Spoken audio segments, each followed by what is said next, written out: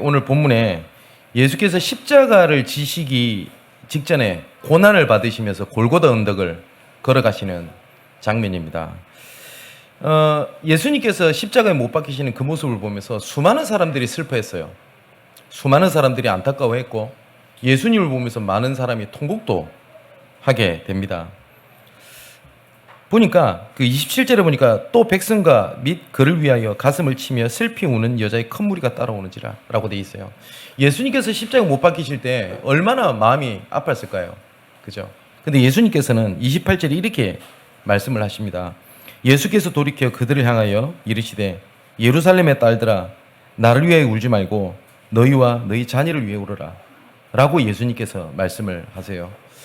고난주간이 되면 그 많은 교회에서 이렇게 얘기를 합니다. 오락을 끊고 웃음도 끊고 그 다음에 무채색 옷을 입고 예를 들어서 그 슬퍼하며 예수님의 고난에 동참을 하자라고 말을 하는 부분들이 많습니다. 저는 그 말 틀렸다 생각합니다. 왜냐? 그 기간에 고난받아야 될 존재는 사단입니다. 왜냐? 자기 대가리가 박살난 날이에요. 근데 예수님께서는 그걸 나를 위하여 울지 말고 진짜 울어야 될 때 울어라 라고 말씀하시면서 이렇게 말씀하신 겁니다. 너희 자녀를 위해 울어라. 너희 후대를 위해서 울어라. 이렇게 말씀하셨습니다. 이게 예수 그리스도의 마지막 마음이었습니다. 나를 위해 울지 말고 후대를 위해서 울어라. 29절에 이렇게 되어 있죠. 보라 날이 이르면 사람이 말하기를 잉태하지 못하는 이와 해산하지 못한 배와 먹이지 못한 젖이 복이 있다리라. 이때에 사람들이 산들에 대하여 우리 위에 무너지리라 하며 산들을 대하여 우리를 덮으리라. 이렇게 얘기됐어요. 이게 쉽게 말하면 무슨 말이냐면 태어나지 않는 게 더 낫고 빨리 죽는 게 더 낫다. 그때가 온다. 이렇게 말씀을 하신 거예요. 30절에는 큰 산, 작은 산 말씀하시면서 쉽게 말하면 뭐냐면 그냥 산에 파묻혀 죽는 게 훨씬 낫습니다. 그때가 올 거라고 얘기를 하시는 거예요. 근데 많은 사람들이 시간이 가면 갈수록 윤택하고 화려한 인생이 올 거라고 하는데 예수님께서는 성경에서는 그렇게 얘기하고 있지 않아요. 말세에 영적 대혼란 시대가 올 거라고 말씀을 하십니다. 지금 4차 산업이 지금 오고 있거든요. 분명히 4차 산업 이후에 영적인 대혼란 시대가 분명히 올 게 확실합니다. 그래서 예수님께서 말씀하신 겁니다. 너 후대를 위해서 울어라. 네 자신을 위하여 그리고 그리스도인 나 자신을 위하여 울지 말고 후대를 위해서 울어라. 왜냐? 그때가 되면 태어나지 않는 게 나을 때가 온다. 그리고 아예 죽는 것이 나을 때가 온다. 이렇게 얘기를 하거든요. 이것을 조금 지혜 있는 사람들은 뭐라고 얘기를 하냐면요. 앙리 하이네라고 하는 학자가 있거든요. 이 사람은 뭐라고 얘기를 하냐면 잠은 좋은 거다. 그러나 죽음은 한층 더 좋은 거다. 오히려 죽는 게 낫다. 라고 얘기를 했고요. 허무주의를 얘기를 했고 지금은 그 예수 믿는 사람의 가장 앞장서서 반대 역할을 했던 니체도 뭐라고 얘기를 했냐면 가장 큰 행복은 태어나지 않는 게 낫다. 그리고 존재하지 않는 것이 낫고 아무것도 되지 않는 것이 낫다라고 얘기를 합니다. 인생을 살아보니까 행복이 없거든요. 순간 눈앞에 보이는 쾌락을 짜서 쫓아갈 수 있지만 의미가 없는 거예요. 왜 내가 살아가야 될지는 모르는 거예요. 예수님께서도 이 말씀을 하셨어요. 그런 때가 온다. 그렇기 때문에 나를 위해 울지 말고 네 자녀를 위해서 후대를 위해서 울어라. 이렇게 말씀을 하신 겁니다. 지금 진짜 우리 후대를 위해서 오늘 마음에 담는 시간이 되시기를 주님의 이름으로 축원을 드립니다. 그리고 이 시간 온라인으로 함께 예배를 드리는 현장에 정말 렘넌트 시대를 여는 하나님 응답이 있게 되시기를 주님의 이름으로 축원을 드립니다. 후대가 점점 무너지는 시대가 됐는데 여러분 촉법소년이라는 단어를 아시죠? 만 14세 이전에 있는 아이들은 뭘 모르기 때문에 그때는 형사처벌을 하지 않는 법이 있습니다. 그러니까 어린아이를 보호해주는 법이죠. 그런데 뉴스 보셨죠? 이 촉법소년 이거 해제해야 된다는 말이 나옵니다. 점점점 흉악한 범죄와 영적 문제 심각한 내용들이 점점 연령대가 점점 낮아지고 있어요. 제가 예전에 소초경찰서 여성 청소년계에 있는 형사분을 제가 다락방을 한 적이 있습니다. 근데 이분이 저한테 소초경찰서 내에 보고 자료를 저한테 보여줬어요. 이거는 뭐 비공개 자료나 그런 것이 아니기 때문에 저한테 보여줘도 되는 거였거든요. 이걸 보면서 기가 찼어요. 성매매 아시죠? 성매매하는 애들이 점점점 연령대가 줄어서 초등학생도 안 돼요. 그럼 얘들이 어른 성인의 꼬임에 당해서 한 것이 아니라 자발적 성매매를 얘기를 합니다. 그 비율이 점점점 늘어나고 있대요. 기가 찰 일이 벌어진 겁니다. 지금 여러분들의 자녀들을 조금 보호하고 좀 도와줘야 될 것이, 학원 폭력은 이루 말하지 못할 만큼 음지에서 있습니다. 근데 더 재밌는 거는 학원 폭력의 주범인 애들도 뭐라고 얘기를 하냐, 자기는 괴롭힌 게 아니라고 얘기를 합니다. 어쩌면 그 말이 맞을 수도 있어요. 자기는 장난이었고 자기는 좀 짓궂은 거였다고 생각을 하고 많은 친구들이 지금 이렇게 되고 있단 말이에요. 한 해에, 지금은 제가 자료를 찾아보지 못해가지고 잘 모르겠습니다. 제가 대학원 논문을 청소년 사역에 대해서 논문을 썼는데, 그때 당시에 프로테이지에 청소년 시기에 한 해에 가출하는 친구들이 얼만큼 되실 것 같습니까? 약 60만에서 70만입니다. 감이 안 잡히시죠? 고3 학생이 수능 치는 수가 그 정도 됩니다. 감당이 안 되는 겁니다. 지금 우리 군선교사로 나가 있는 우리 윤중이가 아마 이걸 피부로 느낄 겁니다. 어떻게 하겠습니까? 답도 없어요. 도와줄 내용도 없어요. 단지 기본적인 부분들만 이렇게 하고 있단 말이에요. 그런데 진짜 이 문제의 이유가 성경에는 얘기하고 있습니다. 영적 문제입니다. 날이 가면 갈수록 가장 피해를 입는 대상자는 누구냐? 후대들입니다. 그런데 많은 학부모 그리고 많은 어른들은 막연한 희망을 갖고 살아요. 우리 애는 괜찮겠지. 우리 애는 언젠간 되겠지. 라고 생각을 하는데, 예수님께서 그렇게 말씀 안 하셨다니까요. 때가 되면 그런 후대가 고통할 때가 오게 될 거다. 근데 이 답을 줘야 될 교회가 내 눈앞에 있는 문제, 그리고 내가 있는 갈등, 요게 붙잡혀가지고 후대를 살려야 되겠다라는 것에 눈길을 줄 만큼 여유가 없어요. 그래서 이렇게 얘기를 합니다. 너부터 살아라. 네가 제일 중요하다. 이게 얼마나 혹합니까? 내가 죽을 판이니까. 내가 힘들거든요. 그래서 언제부터인지 교회에 너가 아니라 나가 들어왔어요. 예수님께서 지난주에 우리 말씀드렸죠. 인자가 온 것은 섬김을 받으려 함이 아니요 섬기려 하고 많은 사람을 위하여 대속물을 주려 하려 함이니라. 그런데 우리 교회, 지금 한국 교회에, 세계 교회에 어떻게 들어와 있냐? 야, 니보다 내가 죽을 판이라는 거예요. 니부터 내 받아라. 니부터 살아야 된다. 너가 살면 된다. 말은 너무 표현이 좋아요. 그런데 그게 복음이라고 붙잡고 있어요. 창세기 3장은 뭐죠? 너예요. 너가 잘 되면 돼. 너가 제일 중요해. 네가 제일 소중해. 이게 창세기 3장입니다. 복음은 뭔지 압니까? 다른 사람을 살리기 위해서 내가 너를 먼저 살린 거야. 이게 복음이에요. 근데 언제부터인지 교회에 나 이게 들어와 있게 된 겁니다. 우리 사랑하는 우리 양목교 성도님들, 그리고 지금 이 말씀을 듣는 우리 모든 분들 기억하십시오.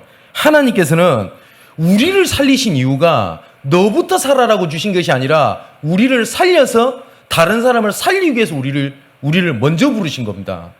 그래서 예수님께서 지난주에 말씀하신 겁니다. 섬김을 받으려 함이 아니요 섬기려 하고 많은 사람을 위하여 대속물로 주려 하려 함이니라. 그러면 제자의 길, 순교자의 길, 정복자의 길을 어떻게 걷겠냐? 예수님께서 직접 말씀하셨습니다. 섬겨라, 살려라, 그 길 속에 있으라.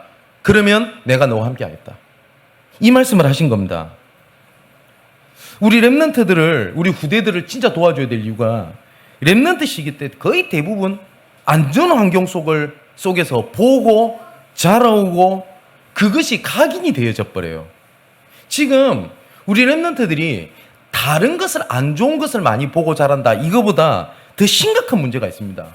더 무서운 거는 창세기 3장, 6장, 11장으로 말미암아 성공한 사람들이 눈에 보이거든요.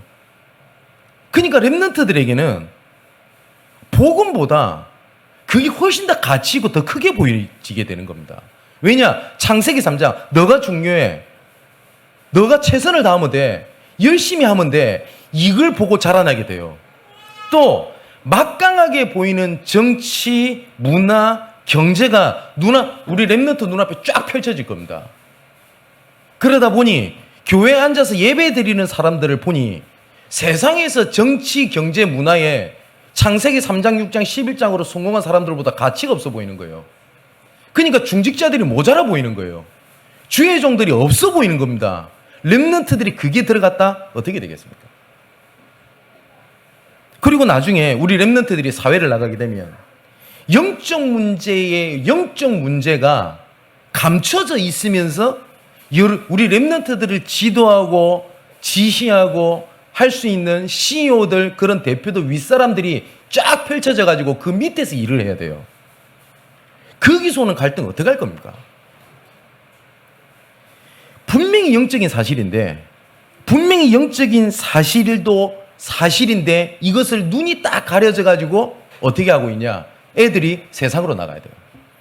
조금 안 좋게 말씀드릴게요. 이 현장을 모르고 교회 안에서 그냥 예배 잘 드리고 순종한다 이러면 우리는 어떻게 착각을 하냐? 야, 얘 믿음 있다 이럽니다. 그런데 렘넌트들 현장 가보면요, 뻥뻥 다 무너져 갑니다. 제가 다 보는 건 아닙니다. 제가 청년들 현장을 가보면 거의 현장에서 지고 있어요.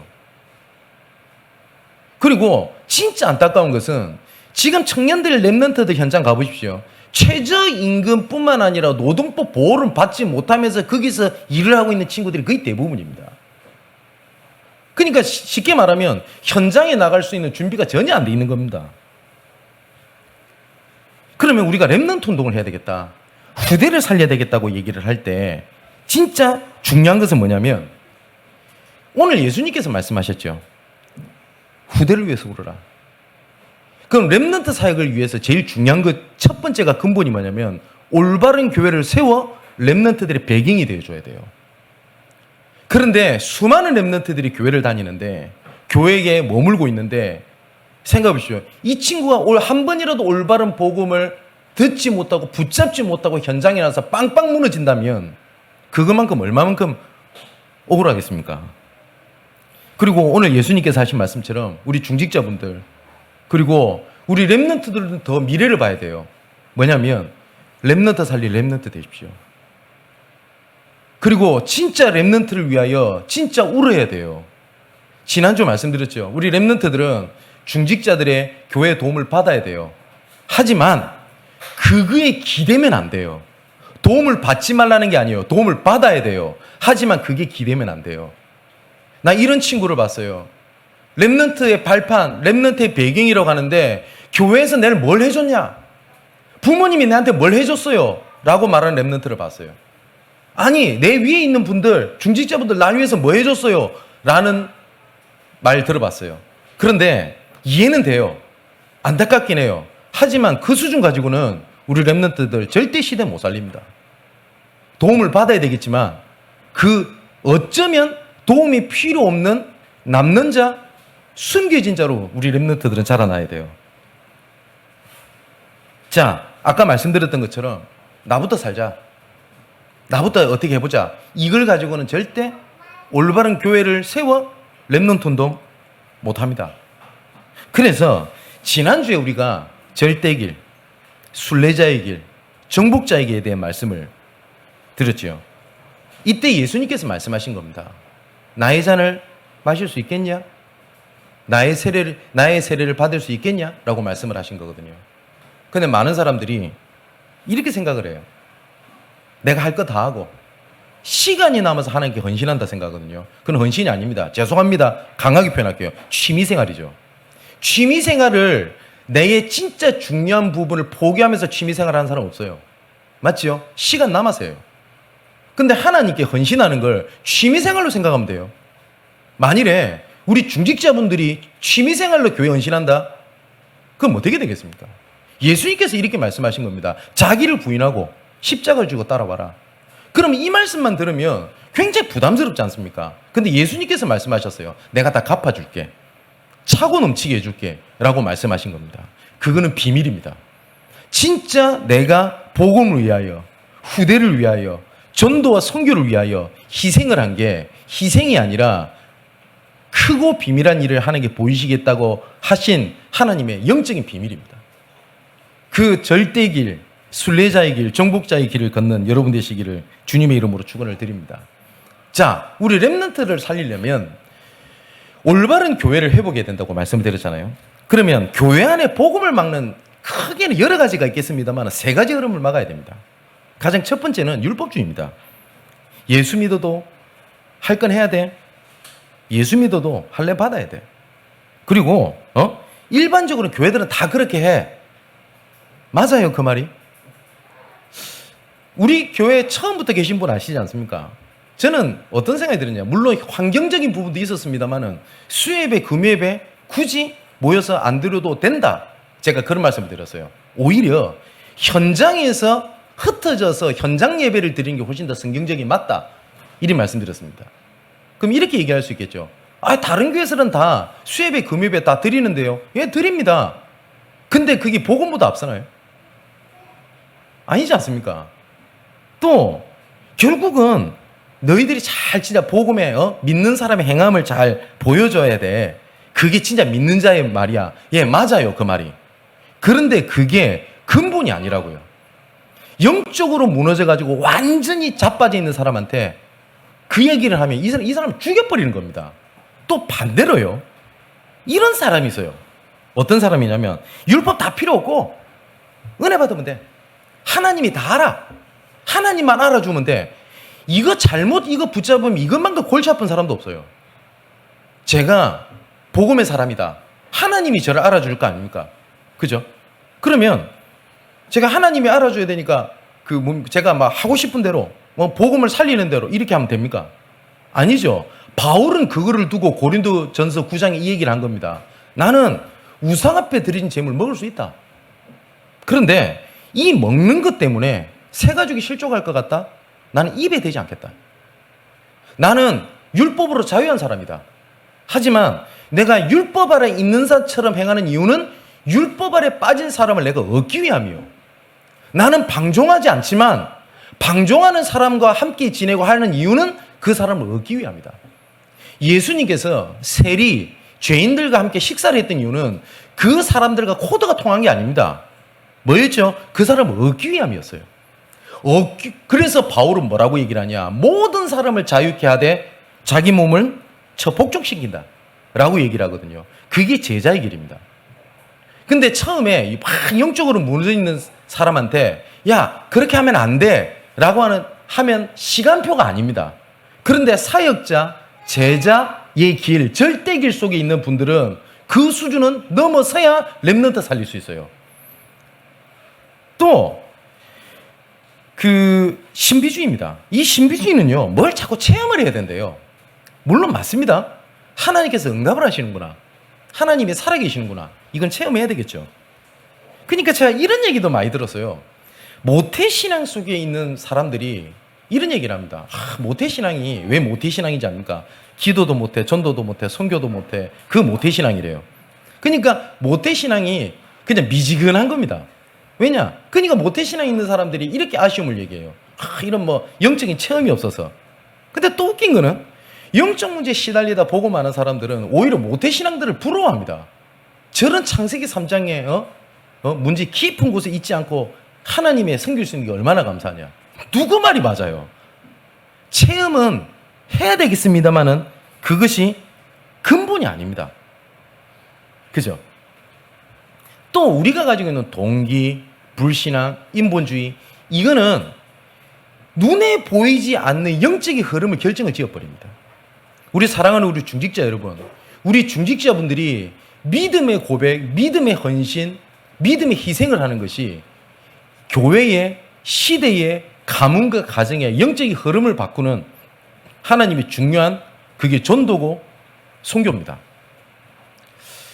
우리 유초동부를 담당하는 우리 박기혁 권사님을 제가 참 기회 보는 것 중에 하나가 있어요. 뭐냐면 박기혁 권사님이 완벽하게 잘한다 그건 아니겠습니다만은 박기혁 권사님이 여러 가지 불신자 가정에서 어려움 당하면서 우리 렘넌트들 사회 가겠다고 저렇게 계시거든요. 근데 내가 이건 처음 말씀드린 건데 한 번은 포럼을 하다 이런 말씀을 드렸대요. 너무 극한 상황까지 이제 부딪히는 겁니다. 가정에서. 이분이 마지막 결단을 한 겁니다. 뭐라고 얘기를 했냐? 내가 주일날 예배 빠지지 않겠다. 남편한테. 그 이유가 뭐냐? 난 예배 드려야 돼. 내가 살아야 돼가 아니었어요. 뭐라고 말씀드렸냐면 나는 렘넌트를 담당하는 사역자인데 결혼식 있으면 빠지고 피곤하다고 빠지고 무슨 일이고 빠지고 그렇게 예배에 빠질 수 있다는 걸 렘넌트한테 보여주고 싶지 않대요. 난 그래서 예배를 드려야 되겠다. 제가 그 말씀을 듣고 제 마음으로 얼마나 울었는지 몰라요. 감사해서. 내 살아야 돼. 난 은혜 받아야 돼가 아니었었어요. 제가 이 말씀을 또 듣고 누구 한 분을 제가 띄우는 게 아니죠. 저는 그 생각 어떤 생각이 들었냐면 그렇다면 우리 렘넌트 바꿀 수 있다고 저는 확신했어요. 우리 중직자분들 기억하십시오. 우리 자녀들에게 뭐 때문에 계속 복음과 현실과 타협하는 모습을 계속 보여주고 이것이 한두 번? 그런데 이게 렘넌트 흐름을 결정을 지어요. 제가 한번 제 어머니 말씀을 드렸죠. 어머니가 노발대발하면 전화가 왔어요. 내가 잘못한 것도 아닌데 저한테 막 화를 내시더라고요. 그 이유가 우리 누나 가정입니다. 우리 누나 가정이 캠핑을 갔나 봐요. 주일날. 갈 수 있겠죠. 제 자영이 저 광양제철소에서 지금 일을 합니다. 임직원입니다. 그러니까 항상 도발 상황을 대비를 해야 돼요. 그러니까 놀러 가고 싶으니까 그러지 않겠죠. 그 얘기를 듣고 어머니가 너무 화가 나신 거예요. 그럼 저한테 이런 얘기를 말씀하시더라고요. 나는 너희들을 키우면서 단 한 번도 주일날 뭘 빠지고 교회를 가는 모습을 한 번도 너희들에게 보여준 적이 없다. 근데 너희들은 어찌하여? 그래서 제가 그랬어요. 너희들이라 하지 말고 그쪽만 지칭하십시오. 너희들은 어찌하여 자녀들에게 일이 생기면 하고 싶은 게 있으면 예배를 뒷전으로 해도 된다는 걸 네 자녀들에게 왜 보여주냐 하면서 어머니 우셨어요. 저는 제 어머니의 신앙의 흐름이 저한테 와 있다고 저는 확신합니다. 우리 렘넌트를 살린다? 어마어마한 걸 하자는 게 아니에요.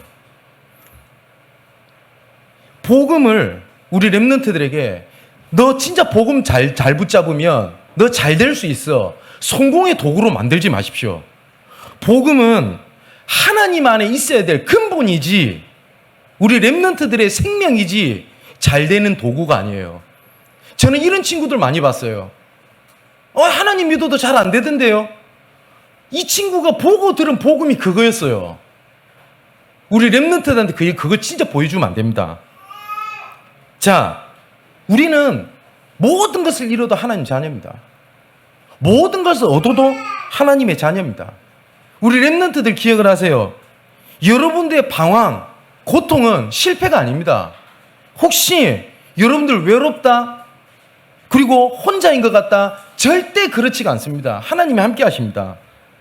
그리고 여러분들의 핍박이 올 때가 있을 겁니다. 어쩔 때는 전도운동 한다고 야, 네 그쪽 소속이지? 어려움을 당할 때가 있을 겁니다. 그때 위축되지 마십시오. 조금 강하게 말씀드릴까요? 복음 때문에 여러분들이 핍박을 받아서 어려움을 당한다. 하나님께서는 보란듯이 더 채우실 것입니다. 그래서 우리 렘넌트들은 하나님의 자녀라는 거, 렘넌트라는 자부심 가지세요. 그리고 자존심을 지키세요. 그리고 자긍심을 가지세요. 자, 이제 본론을 맺겠습니다. 이제는 그러면 본론을 시작할 때 아까 서론을 말씀드렸죠. 올바른 교회를 세워야 되는 것이 우리 렘넌트들을 세우는 거라고요. 우리 렘넌트들에게 어떤 영적인 흐름, 어떤 영적인 배경 속에서 자라나게 하는 것이 굉장히 중요하거든요.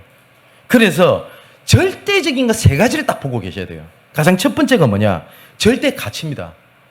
우리 렘넌트들에게 예배를 드리게 하되 진짜 우리 렘넌트들이 일평생을 두고 내가 가치 있는 것에 뭘 향해 도전할 건지를 보여줘야 돼요.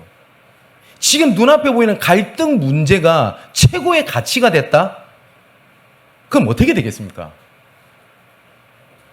진짜 가치를 발견한다는 것은 오직이라고 얘기를 하죠. 그러면 오직을 발견하게 되면 불필요한 거 있지 않습니까? 필요 없는 거, 해도 되고 안 해도 되는 거, 어쩌면 하지 말아야 될 것, 이것들이 그때부터 구분이 되어져요. 정말 후대 살려야 되겠다고 가슴에 타잖아요. 내 눈앞에 보이는 어려움이 이유가 될까요? 되지 않습니다. 이것이 우리가 예수님의 천국 잔치 비유 있죠. 그 얘기입니다. 그거잖아요. 보아밭 비유예요. 보아밭이 지금 보화를 발견했단 말이에요. 이 밭을 사야 돼요. 절대가치 오직을 발견했어요. 그런데 여러 가지 고민들 게 있겠죠. 나는 돈이 없다. 나는 배경이 없다. 우리 식으로 말하면 대출이 안 된다. 대출이 돼도 이율이 높다. 이거 신경 쓰겠어요? 불필요한 거 생각 안 합니다. 또 가라지 비웁니다. 정말 가치 있는 알곡들이 막 자라는데 옆에 조금씩 가라지 그거 온다고 그거 신경 쓰겠습니까? 그래서 예수님께서 하신 말씀입니다. 가라지 뽑지 마라. 오히려 가라지 뽑으려다가 진짜 가치 있는 알곡까지 뽑는다. 그걸 보고 오직이라고 얘기를 해요. 그럼 불필요한 것이 이제는 안 보인단 말이에요. 그러면 진짜 필요한 게 나와요. 아, 이래서 하나님 나를 불렀구나. 똑같이 교회가 어려움을 당했어요. 근데 두 사람이 있습니다. 아, 야, 이거 교회 이제 희망 없구나. 아, 이제 교회 달릴 가치가 없겠다. 라고 말하는 사람이 있고요. 두 번째는 내가 교회 살려야 되겠다. 전부 다 교회를 떠나더라도 나 교회 살려야 되겠다. 똑같은 현실인데 똑같은 상황인데 진짜 필요한 게 뭘 보냐가 다르잖아요. 그죠? 그래서 진짜 절대 가치라고 하는 것은 하나님의 것을 내 가슴 속에 채우십시오. 보좌의 축복입니다. 왜 예수께서 보좌에 앉으셨죠? 나를 위하여 죽으신 겁니다. 오늘 본문에 골고다 언덕길을 가서 예수님께서 진짜 매 맞고 못에 박히고 창에 찔려서 물과 피를 다 흘리셨어요. 그 이유는 뭔지 압니까? 나를 위하여입니다. 그분께서 부활하셨어요. 그리고 재림주로 오실 거라고 약속하시고 보좌에 앉으셨다고 되어 있습니다. 왜 보좌에 앉으셨을까요? 왜 재림주로 오실까요? 너희를 먼저 구원했어. 그래서 하나님께서 부활하시고 난 다음에 뭘 세우셨죠? 교회를 세우셨어요. 그래서 교회를요, 예수의 피로 사신 교회라고 표현해요. 근데 우리 렘넌트들에게 교회가 우습게 보여요. 끝난 겁니다. 그죠? 그 보좌의 축복이란 말이 무슨 말인지 아시겠습니까? 그리고 그 예수님께서는 지금 성령으로 영으로 함께 하십니다. 그래서 지금 시공간을 초월하는 하나님의 역사가 나는 이 자리에서 말씀 붙잡지만 관련된 모든 곳에 하나님의 응답들이 연결되기를 시작을 합니다. 그걸 시공간의 축복이라고 얘기를 합니다. 분명히 하나님께서 제가 서론을 말씀드렸죠. 살리기 위해서 내가 살아야 된다. 237의 빛입니다. 그죠? 나는 조금 희생한 것 같고 나는 조금 손해본 것 같고 내가 조금 억울한 것 같은데 이 하나님의 복음의 일에 있었더니 하나님께서는 갚으시고 237개 빛으로 하나님의 연결을 짓는 겁니다. 이걸 보고 절대 가치라고 얘기를 합니다. 그럼 이 절대 가치를 누려야 되겠죠. 누릴 수 있는 조건도 하나님께서 우리에게 이미 예비하셨어요. 이미 하나님께서 하나님의 능력으로 우리를 창조하셨고 능력으로 이끄시겠다고 약속하셨고 지금도 함께 하십니다. 창세기 1장 27절에 하나님의 형상대로 지음을 받았다. 하나님의 형상대로 지음을 받았기 때문에 정복하고 다스릴 수 있는 권세를 주셨습니다. 하나님의 영이 우리와 함께 하십니다. 악령이 함께하는 해도 어마어마한데 주의 영이 우리 렘넌트들과 우리와 함께 하십니다. 창세기 2장 7절에 우리 코에 생명을 불어넣으셨다고 되어 있거든요. 성령 충만을 얘기합니다. 하나님의 영이 우리에게 충만하게 될 때입니다. 요셉 보십시오. 창세기 41장 38절에 이처럼 내가 여호와의 신에 충만된 사람을 내가 본 적이 없다. 이거였습니다. 그럼 요셉이 뭘 한 게 아니죠. 요셉은 딱 한 가지 했어요. 뭐예요? 하나님과 함께. 창세기 39장 2절을 보니까 여호와께서 요셉과 함께 하셨음에 요셉이 형통한 자가 돼요. 그랬더니 어떤 일이 벌어지죠? 요셉을 위하여 보디벨의 가정이 복을 받게 되었다라고 되어 있습니다. 요셉을 위하여 감옥에서 간원장을 만나게 하셨습니다. 요셉을 위하여 하나님께서는 왕 앞에 서게 하셨어요. 조건을 하나님이 준비를 싹 다 해놨어요. 그 하나님의 조건이 불강력증 은혜가 우리를 절대 떠나지가 않습니다.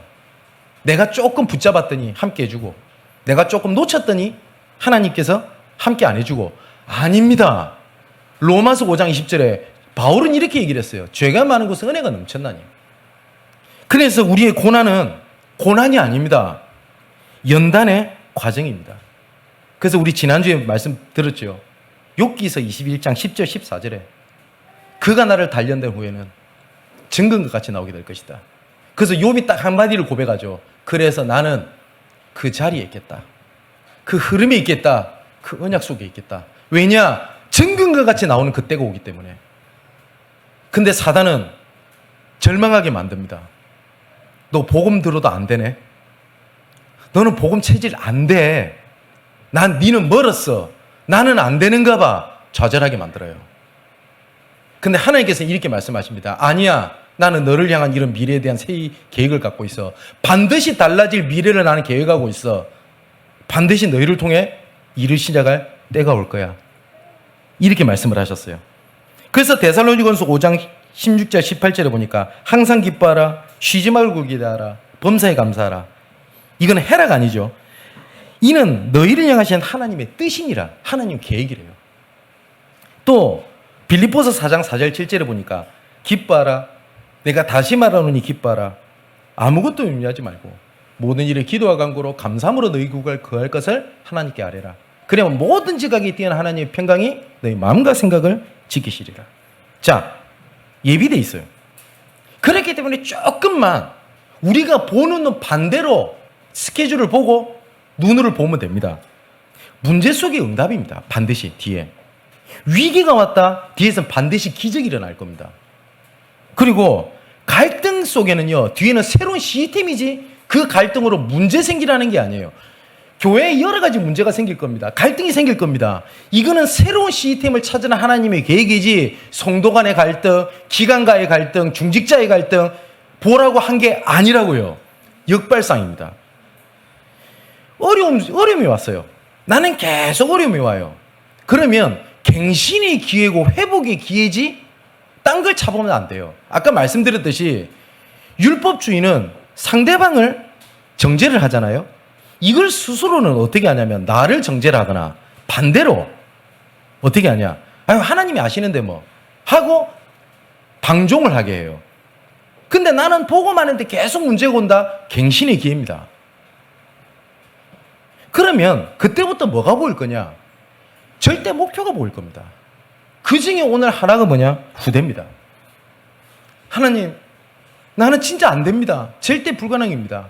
이 절대 불가능의 현장을요, 정복의 절대 가능의 현장으로 바꾸는 하나님의 방법이 복음 안에 그리스도 안에 있는 겁니다. 그리고 분명히 하나님 나에게만 주신 것이 있고 전무한 하나님의 응답을 예배해 놨어요. 이 배경을 가지고 이제 어떻게 하냐? 이제 후대를 살리는 겁니다. 그리고 이 올바른 교회를 세워서 렘넌트의 배경이 되어주는 겁니다. 영적인 배경이 되어주는 겁니다. 아까 말씀드렸죠. 우리 후대들에게 틀린 영적인 흐름을 전달해 주지 마십시오. 우리 중직자분들 기억하십시오. 우리 렘넌트들이 보지 않는 것 같아도 우리 중직자들을 보고 자라요. 또 두 번째, 목사인 저를 보고 자라요. 그래서 저는 굉장히 두려운 마음이 듭니다. 정말 두려운 마음이 들어요. 우리 중직자분들을 부담을 가지란 말이 아닙니다. 렘넌트들 앞에, 우리 사역자들 기억하셔야 돼요. 렘넌트들 앞에, 하나님 앞에 두려워하셔야 돼요. 제가 복음이다, 누린다 라고 얘기를 하면서 흥청망청 살면 어떻게 돼요? 그런 렘넌트들이 자라날 겁니다. 난 복음이라고 얘기를 하면서 계속 시간과 타협하고 현실과 타협해요. 우리 렘넌트들이 현실과 시간과 타협을 할 겁니다. 그런데 내가 복음에서 이상하고 내가 복음을 위하여 손해를 보고 복음을 위해서 참고 견디고 하는 모습 보면서 우리 후대들은 그걸 보고 자랄 겁니다.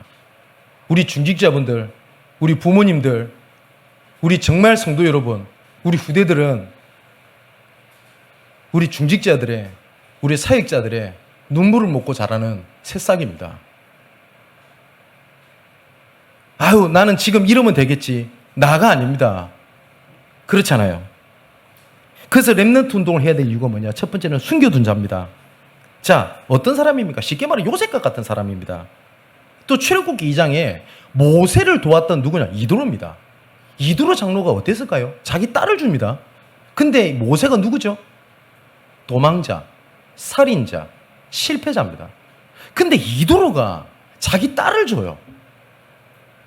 여러분, 좀 어떤 생각이 드십니까? 모세의 언약을 봤어요. 우리 사랑하는 청년 여러분, 결혼해야 되겠죠? 복음 하는데 결정적인 순간에 저 사람 배경, 저 사람 능력, 저 사람 감정, 이것이 필요 없다는 게 아니라 그것이 앞서지 마십시오.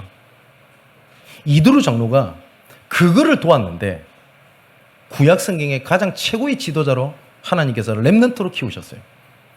또 열왕기상 18장에 오바댜라는 인물이 나옵니다. 시간표에 따라 오바댜처럼 100명의 선지생들을 도울 만큼 하나님 응답이 올 때도 있습니다. 열왕기상 17장에는 또 뭐랬죠? 7천 제자가 있다. 혼자가 아니다. 혼자 남은 게 아니다. 바알에게 무릎 꿇지 않은 7천 제자가 숨겨져 있다. 사도행전 2장 9절 11절에는 오순절 날이 이미 이름이에요. 오순절 날이 되려면 15개국에 흩어져 있는 유대인들이 항상 예배를 드리러 모였단 말이에요. 그런데 절대 가치, 절대 조건, 절대 목표를 봤던 초대교회가 이 사람들이 다르게 보이는 거예요. 아, 이게 문이구나.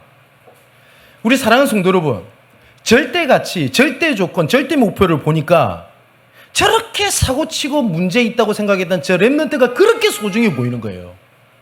이거를 봤더니 나를 그렇게 어렵게 만들었던 저 사람이 저렇게 소중해 보이는 거예요. 이디오피아에 내시가 숨겨져 있습니다. 또한 사도행전 9장 15절에는 핍박자를 도왔던 아나니아입니다. 숨겨져 있었죠. 로마서 16장에 25절 27절에 감춰졌다가 시간표에 따라 드러난 자가 있습니다. 또 우리 렘넌트들은 뭡니까? 흩어진 자들입니다. 쉽게 말하면 다민족 같은 친구들이거든요. 에스더 어려움이 왔었을 때 각지에 흩어져 있던 남은 자들의 흩어진 자들의 기도 운동이 있고요. 이 흩어진 자들을 통해 가지고요, 절대 유대인은 들어가기 불가능한 사마리아 지역에 문을 열어버렸습니다. 절대 유대인은 안 갑니다, 사마리아 지역. 그런데 흩어짐이 문이 됐어요. 나중에 이 일이 어떻게 되죠? 사도행전 11장에 안디옥교의 문을 엽니다. 뿐만 아니라 브리스길라 부부 하면은 바울이 가장 극찬했던 제자 중에 한 명이죠. 근데 브리스길라 부부가 어떻게 고린도에 머물는지 압니까? 로마를 떠나라 해서 쫓겨나서 흩어졌던 사람이 누구냐? 브리스길라 부부였어요. 브리스길라 부부는 쫓겨났던 것이 자기한테 문제, 갈등, 위기였다고 생각했을 겁니다. 근데 거기서 누굴 만나게 되죠? 전도자 바울을 만나게 돼요. 자, 야고보서 1장에는 야고보가 뭐라고 얘기를 하냐? 흩어져 있는 12지파에게 내가 문안한다. 또 베드로전서에는 흩어진 나그네에게 내가 편지한다. 이게 렘넌트입니다. 이 렘넌트라고 하는 것은 우리 어린 후대도 말하지만 현장에 흩어져 있는 렘넌트, 이 영혼들이 있단 말이에요. 이 남은 자를 성경이 뭐라고 되어 있냐? 이사야 10장에는 남은 자가 여호와께로 돌아올 것이다. 이사야 30장 17절에는 남은 자가 산 꼭대기에 깃대를 꽂게 될 것이다. 예레미야 43장 5절에는 남은 자를 통해서 하나님의 진리임을 알게 될 것이다. 그리고 요엘서 2장 32절에 남은 자는 반드시 여호와의 부름을 받게 될 것이다. 예비되어 있다고 되어 있어요. 스바냐 2장 7절에는 전부 망해도 남은 자는 남겨지게 될 것이다. 로마서 9장 27절에는 남은 자는 돌아오게 될 것이다. 이렇게 되어 있습니다. 자, 이제 결론을 맺겠습니다. 하나님 앞에 조금만 진실되고 솔직한 질문을 해도 응답받습니다. 정말 하나님 앞에. 어떤 분이 이런 생각을 했다 그래요. 목사님이 강단에서든 어디서든 그렇게 전도를 그렇게 애가타게 얘기를 하고 있는데 그럼 나는 이런 생각이 들더래요. 나는 그렇지가 않더라고 생각이 들더랍니다. 진실되게 나는 전도하고 상관이 없구나. 그래서 하나님 앞에 이렇게 고백했대요. 하나님, 나에게 진실된 마음을 주십시오. 근데 갑자기 친구가 생각나더래요. 그 친구한테 연락을 했더니 친구가 야, 니 갑자기 웬 전화고? 이렇게 물어보더랍니다. 그랬더니 이 전화를 했던 이 사람이 순간 당황을 해가지고 그냥 기도하다가 네가 생각나서 이랬더니 친구가 니 나를 위해서 진짜 기도해? 당황을 했대요. 기도한 적이 없는데. 그래서 거짓말을 했죠. 그래. 진짜 나를 위해서 기도해? 진짜 3번을 묻더래요. 그랬더니 하염없이 울더랍니다. 그러면서 자기 어려움 얘기를 하더래요. 그때 이 친구 같이 울면서 예수의 그리스도를 얘기했대요. 전화 안 왔으면 어쩔 뻔했을까? 이 간증을 하더라고요. 여러분, 한번 진짜 진실되어 봅시다. 예수님께서 후대를 위해서 울어라 했는데 얼마나 내가 현장을 위해서 울어봤어요. 교회 살려야 되겠다. 얼마나 교회 살리려고 중심을 담아 보셨습니까? 혹시 나라고 하는 틀에 잡혀 있지는 않습니까? 저는 예전에 가난하다는 생각을 참 많이 했어요. 진짜 가난했어요. 부교육자 때는요, 나 잊지 못하는 사건이 있습니다. 저 강동구에서 사역을 하는데 우리 RLS 랩런트들이 국토대장정을 하는데 헌금을 하세요. 핵심 때 가니까. 헌금을 너무너무 하고 싶었어요. 근데 1,000원짜리 한 장이 없대요. 야, 진짜 서글프대요. 근데 너무 마음이 안 좋은 거예요. 그래서 핵심을 마치고 교회를 왔어요. 그래서 교육관에 앉아 있는데 저는 그 전에 이 생각을 했어요. 당연히 전도사는 돈이 없으니까 당연하다고 생각을 했어요. 근데 제 마음속에 이 생각이 들대요. 나 같은 성도만 교회에 가득 차 있으면 교회는 끝입니다. 그 생각이 들더라고요, 하나님 앞에. 그래서 제가 하나님 앞에 솔직히 진솔돼 봤어요. 진짜 내가 하나님 앞에 헌신하고 도울 내가 진짜 경제가 없냐? 라는 생각했을 때 아니더라고요. 내가 진짜 좀 덜 필요한 거 안 사면 할 수 있겠더라고요. 내가 하나님 앞에 진실해 봤어요. 내가 돈이 없는 게 아니라 돈이 없다는 생각이 잡혀 있더라고요. 그래서 그때부터 하나님 앞에 결단한 겁니다. 진짜 필요할 일이 있으면 빛을 내서라도 한다. 진짜 랩런트 도우려면 한다. 선교사님 도우려면 빛을 내서라도 한다. 아마 제 측근 중에 우리 가족들은 알 겁니다. 선교사님 진짜 필요하다. 저는 카드 대출 내서 선교사님을 도왔어요. 전도사 때. 이 잘했다는 용담을 말씀드린 게 아닙니다. 제가 하나님 앞에 진실됐었어요. 저 망하지 않았습니다. 그때 하나님께 솔직했던 그 중심이 전 지금의 전도와 선교를 할 수 있다고 저는 생각을 합니다. 우리 랩런트들 하나님 앞에 진실하십시오. 그리고 우리 랩런트들은 미래의 주인공입니다. 그리고 우리 사역자들은 디딤돌이 되십시오. 무엇으로 살리겠냐? 돈도 돈인데 아까 말씀드렸죠. 랩런트들은 우리 중직자들을 보고 삽니다. 목회자인 저를 보고 삽니다. 근데 우리 랩런트들이 목사인 저를 보면서 결국은 돈이구나. 결국은 나구나. 라는 걸 봤다. 저는 좀 극단적으로 표현할게요. 하나님 앞에 제일 큰 죄를 지었다고 생각합니다. 예수님께서 말씀하셨어요. 네 후대를 위해서 울어라. 조금 중요한 얘기는 주중에 랩런트 사역인 얘기는 하도록 하겠습니다. 오늘 예수님께서 28절 이렇게 말씀하셨어요. 성경 구절을 읽고 마치겠습니다. 예수께서 돌이켜 그들을 향하여 이르시되 예루살렘의 딸들아 나를 위하여 울지 말고 너희와 너희 자녀 너희 후대를 위해서 울라. 우리 랩런트들은 더 큰 그릇이 되려면 랩런트들이 랩런트 위해서 우십시오. 그런 후대를 향한 정복의 현장이 성취되는 여러분 삶이 되기를 주님의 이름으로 축원을 드립니다. 기도하겠습니다. 나의 아버지, 나의 하나님, 십자가를 지고 골고다 언덕을 걸으시고 채찍에 맞고 물과 피를 흘려서 우리의 모든 문제를 해결하신 은혜를 감사함을 드립니다. 그 은혜가 섬김을 받으려 함이 아니요 섬기려 하고 많은 사람을 위하여 대속물로 주려 하려 함이니라고 하는 하나님의 그 절대 계획과 절대 목표를 잃어버리고 그래도 내가 살아야지, 내가 죽을 판인데 내 코가 석잔데 이러고 있으며 잃어버린 현장을 회복하지 못한 저희들을 긍휼히 여기시고 불쌍히 여기시며 용서하여 주옵소서. 나를 위하여 울지 말고 또한 다른 것에서 울지 말고 너희 자녀와 후대를 위하여서 울으라고 애타는 심정으로 십자가 지시면서까지 렘넌트를 말씀하신 하나님, 숨겨진 자, 흩어진 자, 남겨진 자를 살리는 우리 삶이 되게 하여 주시옵소서. 절대 가치를 보고 불필요한 것들을 보지 않게 하시고 이미 절대 조건으로 모든 불가항력적 은혜를 예비하셨으니 절대 목표를 향해 믿음 갖고 도전하는 렘넌트가 일어나게 하여 주옵소서. 이 렘넌트들이 우리 중직자를 보고 목회자를 보며 성도들을 보고 자랍니다.